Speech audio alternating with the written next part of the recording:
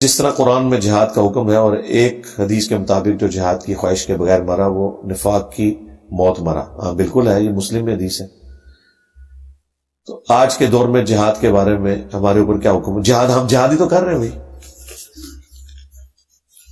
یہ اتنا بڑا جہاد ہے کہ بخاری مسلم میں حدیث ہے کہ سیدنا علی کو جب خیبر کے موقع پر نبی الاسلام نے یہودیوں سے لڑنے کے لیے بھیجا، اپنے مبارک ہاتھوں سے زیرہ باندھی، ایک رات پہلے بتا دیا کہ کل اس شخص کے ہاتھ میں جھنڈا دوں گا جو اللہ اور اس کے رسول سے محبت کرتا ہے، اللہ اس کا رسول اس سے محبت کرتے ہیں.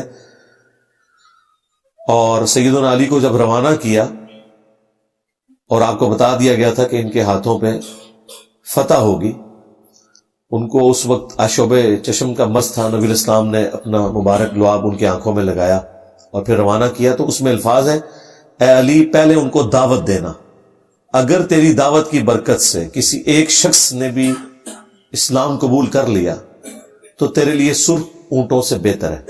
نبی الاسلام تو جہاد اور قتال کے موقع پہ بھی سب سے بڑا جہاد اور قتال یہ بتا رہے ہیں کہ آپ نے جا کے پہلے دعوت دینی ہے. تو دیکھ لیں، یہ وہی کام ہے. رہا جہاد بالسیف یعنی قتال، وہ جب سے فوجیں بن چکی ہیں اب ان کی ذمہ داری ہے. حضرت عمر نے اپنے دور خلافت میں کون سی جنگ لڑی ہے؟ ضرورت ہی نہیں پڑی. حضرت علی نے حضرت عمر کے دور میں کوئی جنگ نہیں لڑی. وہ مدینہ شریف میں دارالخلافہ میں ہوتے تھے، وہاں پہ سارے معاملات کو ٹیکل کرتے تھے. فوجیں جا کے لڑتی تھی، پھر کوفے میں باقاعدہ چھاونی بن گئی، پھر فوجیوں کی تنخواہیں مقرر ہو گئی، ایک پراپر ایک پورا انسٹیٹیوٹ بن گیا، فوج کا بھی پولیس کا بھی، ڈاکخانے کا نظام بھی بن گیا. جب یہ سارے نظام بن کے اوورال ایک حکومت کے انڈر آ جاتے ہیں، پھر جس کا جو کام ہے اس نے وہ کرنا ہے. ہم نے یہ کرنا ہے کہ اپنی فوج کے لیے ٹیکسز کے ذریعے ان کے بجٹ کو میٹ کروانا ہے. باقی جب جنگ لڑنے کی باری آئے گی تو انہوں نے لڑنی ہے، اور وہ لڑ رہے ہیں. ابھی بھی آپ کو تو اندازہ نہیں ہے، ظاہر ہے کہ پبلک میں پھر انارکی پھیل جاتی ہے یا تھوڑا سا ڈپریشن والا معاملہ ہو جاتا ہے. اس وقت بھی روزانہ کئی فوجیوں کی شہادت ہوتی ہے، کتنے محاذوں کے اوپر، بلوچستان میں الگ سے، وزیرستان میں الگ سے. ظاہر ہے وہ جو ہماری غلط پالیسیز تھی رشیا کے دور سے، وہ آج ہمارے گلے پڑی نہیں ہے. اور یہ اب جو پی ٹی آئی کی شکل میں ایک آزمائش مسلط ہوگی ہے فوج کے اوپر، یہ بھی ایک بہت بڑی آزمائش ہے. لیکن شکر ہے کہ انہوں نے ہتھیار نہیں اٹھائے ہوئے، صرف یہ کی بورڈ تک واریر ہے. لیکن ظاہر ہے وہ بھی تکلیف دہ چیز ہے. بعض اوقات پھر ایسے الفاظ استعمال کرتے ہیں کہ وہ پھر ان کا غصہ ٹریگر کرتا ہے. اب دیکھیں نا، یہ شیر مروت جو ہے، یہ پٹھان ہمارا بھائی،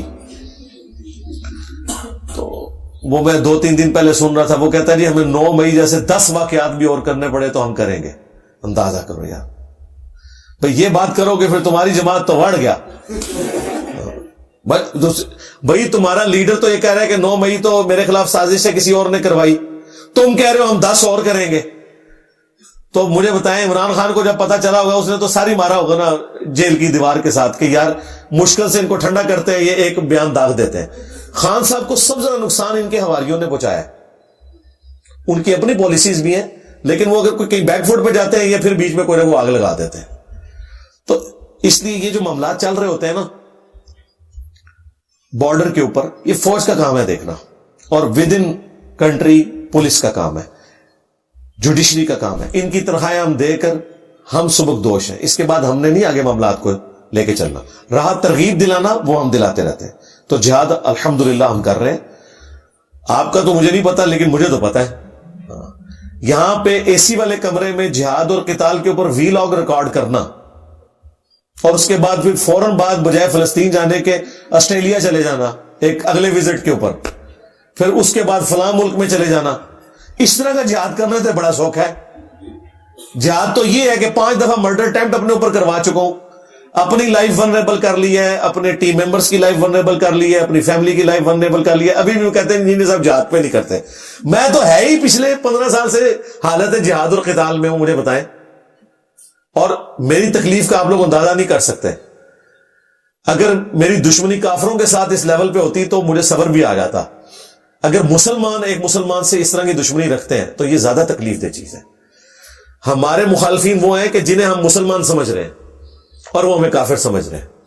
ہم ان کے لیے دعا کرتے ہیں، وہ ہمارے اوپر لانتیں بھیجتے ہیں، ہم انہیں چندے دیتے ہیں، نمازیں ان کے پیچھے پڑھتے ہیں، وہ پھر بھی کہتے ہیں یہ ادھر سارا کے ایجنٹ ہے. تو ہمیں کتنی تکلیف ہوتی ہے، لیکن اس کے باوجود ہم شرعی حکم کے پابند ہیں تو الحمدللہ جہاد کر رہے ہیں. باقی آپ تفصیل کے لیے میری ویڈیو دیکھ لیں، اقامت دین اور پاکستان میں نظام خلافت. آپ نے حضرت علی کے حوالے سے رفع الیدین کی حدیث میں ان کا ذکر نہیں کیا، وہ ذرا ایکسپلین کر دیں، یہ مجھے نہیں ملا. کیا مطلب یہ رفع الیدین ہے؟ ہاں تو میں نے بتائی ہوئی ہے نا یہ حدیث، ترمذی میں ہے اور ابن ماجہ میں، جو حضرت علی نے رفع الیدین سے نماز پڑھ کے بتائی تھی. اور جو حضرت علی کی طرف ایک ضعیف اثر منسوب ہے کہ انہوں نے رفع الیدین چھوڑ دیا تھا، مصنف ابن ابی شیبہ والا، وہ بھی میں نے ڈسکس کیا ہوا ہے. اس کے لیے آپ میری وہ ویڈیو دیکھیں، امام بخاری کا حنفیوں پر غصہ، جز رفع الیدین، امام بخاری کی کتاب، اس میں نے یہ ساری چیزیں ڈسکس کی ہوئی ہیں کلپ میں.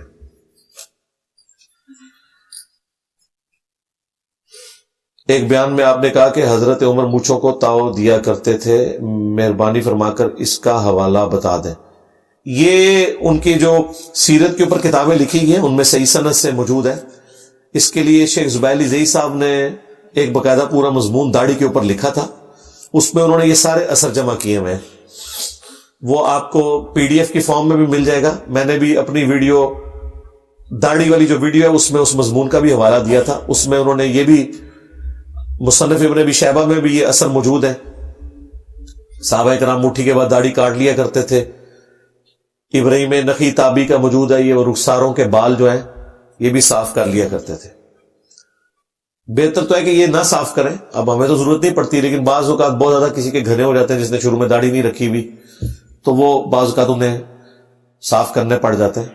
تو یہ موجود ہے، اس میں کوئی اختلاف والی بات نہیں. لیکن یہ مونچھیں سائڈ سے بڑی ہوں گی، سامنے سے یوں بڑی نہیں کر سکتے کہ یہ مونچھوں کی جو نیچے والی یہ ہونٹوں کی لائن ہے یہ اس کے اندر نہیں آنی چاہیے، یہ واضح ہونی چاہیے. ویسے تو بہتر ہے مونچھیں پست رکھیں، جس طرح میں نے رکھی ہوئی ہیں. نبی الاسلام کی مونچھیں اس طرح تھی کہ کھال کی سفیدی نظر آتی تھی. اب یہ میری کھال کی سفیدی پیچھے سے نظر آ رہی ہے. ہفتے میں ایک دن آپ مونچھیں خوب پست کر لیں، جمعے والے دن ایک ہفتہ نکال جاتی ہے. باقی پورا ایسے بلیڈ پھیر دینا یہ کوئی ثابت نہیں ہے. تبع تابعین میں سے سفیان بن عیینہ سے ہے کہ وہ کرتے تھے یہ. امام مالک تو اسے گناہ سمجھتے ہیں، وہ کہتے ہیں یہ مسئلہ کرنا ہے، وہ دوسری ایکسٹریم پہ کھڑے. ہمارے نزدیک مونچھیں صاف کرنا بھی جائز ہے، لیکن سنت یہی ہے کہ آپ نے مونچھیں پست رکھنی. اگر بیگم کے گھر والے جائیداد میں حصہ نہ دیں تو اس بارے میں شریعت کیا کہتی ہے؟ شریعت نے تو تب کچھ کہنا نا جب آپ کی بیگم لینے کے لیے راضی ہے. ہاں، آپ کے راضی ہونے سے تو بیگم نے راضی نہیں ہونا. تو بہتر یہ ہے کہ اپنے بچوں کو بیگم کے اوپر چڑھائیں جنہوں نے وارث بننا ہے بعد میں. اور اگر بچے نہیں ہیں تو اسے پھر علمی طور پہ قائل کریں کہ بھائی تیرا حصہ بنتا ہے. لیکن یہ جائیداد مرنے کے بعد تقسیم ہوگی آپ کے ساس سسر کے. زندگی میں بیگم کو وہاں نہیں بھیجنا کہ بھائی اپنا حصہ لے کے آ، نا بیگم ہی جاتی رہ جائے. کیونکہ وراثت تو مرنے کے بعد تقسیم ہوتی ہے نا، زندگی میں تو نہیں ہوتی.